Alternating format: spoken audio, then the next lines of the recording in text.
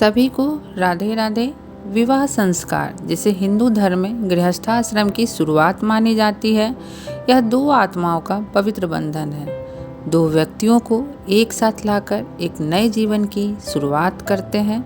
विवाह संस्कार न केवल वर वधू को जोड़ता है, बल्कि उनके परिवारों को भी एक साथ लाता है, जिसके सपने हर माँ बाप अपनी बेटियों के लिए देखते हैं और हर लड़की अपने आने वाले जीवन के लिए देखती है, जिसका उद्देश्य एक अस्थायी और मजबूत बंधन बनाना है, जो दो आत्माओं को एक साथ जोड़ता है और उन्हें एक नई शुरुआत करने में मदद करता है।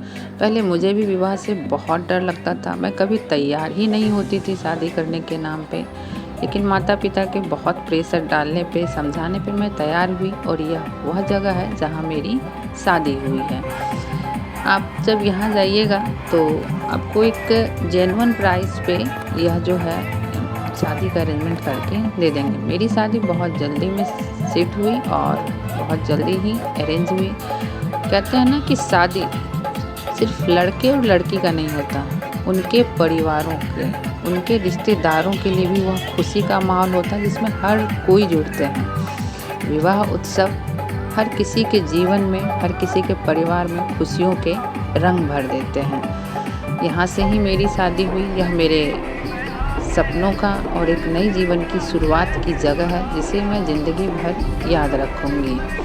और हर माता पिता कई ख्वाब देखते हैं अपनी बेटियों को लेकर। मेरे माता पिता के भी कई ख्वाब थे कि मुझे अपनी बेटियों की शादी करनी है, पढ़ा लिखा के उन्हें बड़ा आदमी बनाना है। उन्होंने हमें अच्छी शिक्षा दी और फिर हमारी नौकरी पे हमारे साथ खड़े हुए और अब हमारी शादी के सपने को वो साकार कर रहे हैं। इस जगह पे जो है ईश्वर का एक अजब ही अनुभूति होती है। और हम लोगों के एरिया में जो है भगवान की असीम अनुकंपा सिंहेश्वर स्थान पे बरसती है, जहाँ भोले बाबा खुद विराजमान है। तो बहुत सारे लोग वहाँ से शादी करते हैं कि ईश्वर की भी अनुकंपा प्राप्त हो जाए। ये जो है इस मैरिज हॉल का बैंक्वेट हॉल है और यहाँ खाने पीने की व्यवस्था है। आप यहाँ जिस भी तरह का अरेंजमेंट करने उन्हें कहेंगे वो कर देंगे। तो वो हमारा बैंक्वेट हॉल था। शादी से पहले हम लोगों के यहाँ फलदान वगैरह होता है, जिसके लिए मिठाइयाँ वगैरह बन रही हैं। और कहते हैं ना कि विवाह एक तरफ एक नए रिश्ते को बांधते हैं तो एक तरफ एक रिश्ता छूट रहा होता है। फिर भी इतनी खुशियों से माता पिता इसकी तैयारी करते हैं कि कहा नहीं जाए। लड़कियों का माँ बाप होना कोई कम बड़ी बात नहीं है। तो हमारे यहाँ शादी में लड्डू, खाजा, गाजा इन सबों का जो है आदान प्रदान होता है फल के साथ। तो यह बिहारी मिठाई बनके तैयार हो चुकी है। और दूसरे प्रदेश का तो नहीं पता, लेकिन जो बिहारी होंगे उन्हें पता होगा कि शादी में हम लोगों के यहाँ अवश्य करके लड्डू और खाजे का जो है सगुन बनता है और गाजे का, और फल के साथ ये मिठाइयाँ ज़रूर से जाती हैं। तो ये हमारे हलवाई लोग हैं जो मिठाइयाँ तैयार कर रही हैं। और फर्नीचर का भी काम हमारे यहाँ एक तरफ चल रहा है, क्योंकि बेटियों की शादी में माँ बाप जितना भी करते हैं उन्हें लगता है कि वो कम ही कर रहे हैं। मैं अपने मम्मी पापा को मना भी की, लेकिन नहीं, उनका कहना है कि नहीं, बेटियों को सब कुछ देना चाहिए। तो फर्नीचर का काम एक तरफ हमारे यहाँ हो रहा है और दूसरी तरफ मिठाई का काम हो रहा था। शादी जब तक नहीं होती है माता पिता इतना मेहनत कर रहे होते हैं कि उन्हें सांस लेने की भी फुर्सत नहीं होती है। और यह बेटियाँ एक दिन इस तरह से शादी करके उड़ जाती हैं कि फिर घर आंगन सूना लगने लगता है।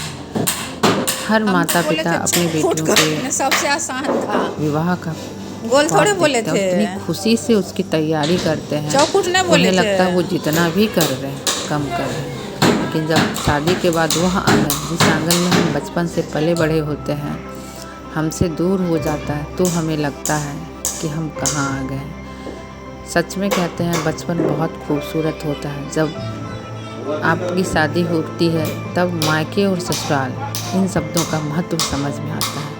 दुनिया जहान में आपको चाहे कितना भी प्यार क्यों ना मिल जाए, लेकिन जो सुकून मायके में मिलता है वो कहीं नहीं मिलेगा।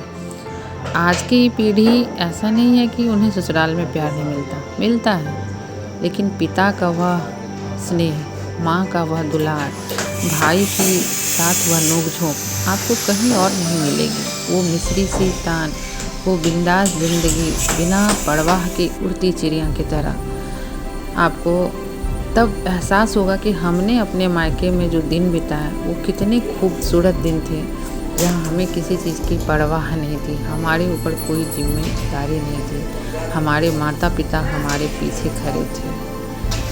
बेटियों को पढ़ाना, फिर उनका विवाह करना, फिर उनका घर बसाना हर माँ बाप का सपना होता है। और मेरी माँ भी बहुत तन मन से इन सब चीज़ की तैयारी कर रही थी। वो चाह रही थी किसी चीज़ की कोई कमी ना रहे, लोग उन्हें कुछ ना कहें। अपने से खड़े होके वो सारे फर्नीचर बनवाई हैं, सारी मिठाइयाँ बनवाई हैं, और फिर हमारे यहाँ फलदान होगा। तो लगभग जो है रात भर जग के लोग काम कर किए हैं शादी में, और अब मिठाइयाँ बन के तैयार हो गई हैं, जिसके बाद इसकी पैकिंग होगी और फलदान में यह मिठाइयाँ जाएंगी। कहा जाता है कि बेटियां पराया धन होती हैं। क्या ये सच है? मुझे तो लगता है कि बेटियां ही अपना धन होती हैं। इन बेटियों के लिए बचपन से लेके शादी तक और शादी के बाद तक माता पिता चिंता करते हैं, तो फिर वो पराया धन कैसे हुआ? लोग पराये धन की कभी फिक्र नहीं करते। मेरा मानना है शादी पुराने रिश्ते तोड़ता नहीं है, बल्कि दो परिवारों को मिलाता है। शादी के बाद भी बेटी पराई नहीं होती। जैसे शादी के बाद बेटी दूसरे के घर में बहू बन के जाती है और वहाँ बेटी बनती है, उसी तरह शादी के बाद बेटी के घर में भी परिवार का एक नया बेटा जुड़ जाता है दामाद के रूप में। तो बेटियां कभी पराया नहीं होती, क्योंकि पराये लोगों की फिक्र कोई नहीं करता। हम बेटियां अपनी होती हैं, तब तो हमें हमारे माता पिता इतने नाज़ों से पालते हैं, फिर हमारी शादी करते हैं और शादी के बाद भी हमारी परवाह करते हैं। अगर उन्हें पता चले कि हमें दर्द है, तकलीफ़ है, तो वह तुरंत पहुंच जाते हैं। अजीब यह परंपरा है, लेकिन जो भी है खूबसूरत है। मेरी माँ जो है सारी मिठाइयों को पैक कर रही है, क्योंकि सुबह जो है बहुत जल्दी हो जाएगी। सुबह फलदान के लिए सब कुछ जाएगा, और पिताजी मेरे देख रहे हैं कि कितनी मिठाइयाँ कहाँ भेजनी है, किन्हें किन्हें देना है, किन्हें किन्हें न्योता पुरना है। और लगभग पैकिंग होने के बाद सुबह हमारे यहाँ इसे डेकोरेट हमारे भाई लोग कर रहे हैं। कहते हैं ना कि शादी में हर कोई आपका साथ खड़ा होता है। जिस भाई बहन से हम लोग बचपन से लड़ते हैं, वही भाई आपकी शादी में आंसू नहीं दिखाएंगे, अपना दर्द नहीं दिखाएंगे, लेकिन चुपके वह भी परेशान और दुखी होते हैं। और आपके रिश्ते में कोई कमी ना रह जाए, आपके ससुराल में कोई आपके ऊपर उंगली ना उठाए, उसके लिए वह भरपूर प्रयास करते हैं कि सब कुछ बेहतर से बेहतर हो। ये लोग मिठाई वगैरह की पैकिंग कर रहे हैं। मेरे पास जो कुछ क्लिप है वह मैं ऐड करके आज आप लोगों के साथ यह ब्लॉग शूट कर रही हूँ, क्योंकि मुझे इससे पहले फुर्सत नहीं थी। मैं जॉब में भी हूँ और शादी के बाद बहुत दिन मैं काम वगैरह में लगी रही, इधर उधर लगी रही। आज जब मुझे समय मिला तो मैं इस ब्लॉग को इकट्ठा की और इसे अपनी यादों के रूप में समेट रही हूँ और आप लोगों के साथ साझा कर रही हूँ। बिहार और बिहारी संस्कृति अपने आप में ही अद्भुत है।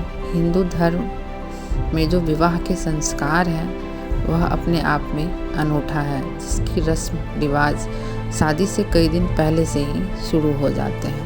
तो टोकरियाँ पैक होके तैयार हो रही हैं, और यह मेरा भाई जो मुझसे हमेशा लड़ता रहता है आज काम कर रहा है और हम लोगों को चिढ़ा भी रहा है। तो चलिए, इस दिन का ख्वाब मेरी माँ बहुत बरसों से देख रही थी और सोच रही थी कि कब मैं हाँ बोलूँ और कब वो मेरी शादी करें। लेकिन कहते हैं ना कि सच में विवाह ज़रूरी होता है, क्योंकि जब तक आपके माँ बाप आपके साथ हैं आपको किसी चीज़ की कमी महसूस नहीं होगी। लेकिन जब धीरे धीरे आपके बाकी परिवार के सदस्य अपने परिवार के साथ सेटल होते जाएंगे, तब कहीं ना कहीं एक उम्र के बाद सोनापन आ जाता है। मेरी माँ ऐसा मुझे समझाई, तो फिर मैं शादी के लिए हाँ बोल दी। तो ये जो ट्रॉली है इसमें कपड़े हैं उन लोगों के लिए, बर्तन, फल, मिठाइयाँ, ये सब पैक हो गए हैं और सब उनको देख रहे हैं। राधे राधे।